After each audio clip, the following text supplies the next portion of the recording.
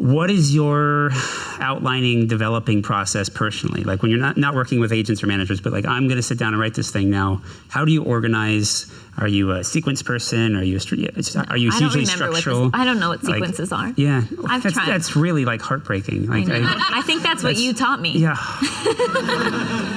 I'm an utter failure. No, clearly not. But how do you organize your thoughts and come up with a plan for these longer narratives? It depends on the show. So I hate outlining, but obviously you have to do it. For TV, I feel for half hours, I feel much more confident in my ability to write a half hour. Every time I write a feature, I literally take out Save the Cat, and I'm like, what is this? I'm like, what's an act? And I've written probably over 10 features, and every time I sit down to write one, I'm like, bloop.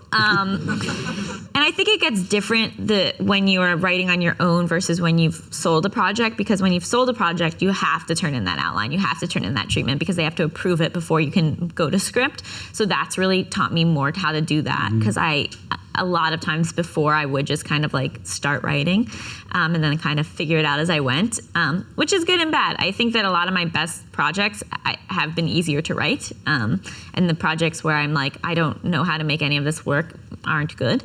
But everyone has to figure out their own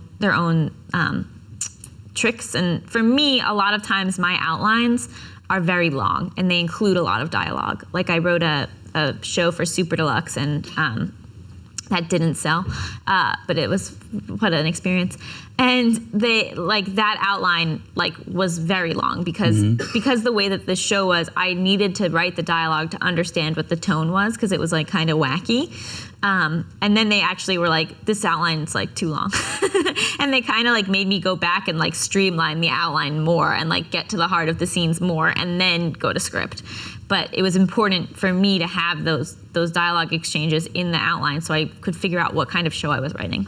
Yeah, so in the not so many years since you've graduated from film school, it sounds like you figured out, this is how I work, and then adapted that to project. Like, I feel like in this case I need to do this. I feel like in this case I need to do that, instead of having like this regimented development process for everything. Yeah.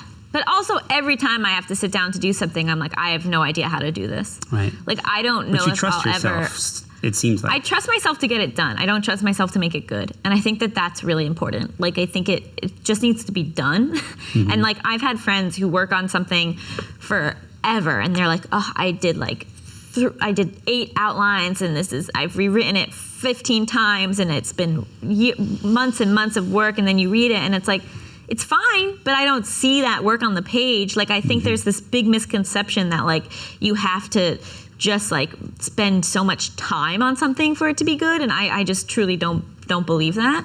I think it's the same way where they say that stand-ups need to be on stage 7 nights a week, multiple times a night, and like, I'm sorry, I've seen those people and they're still not funny. So there's something to just like knowing your voice, believing in your voice, and just like getting the work done. Right.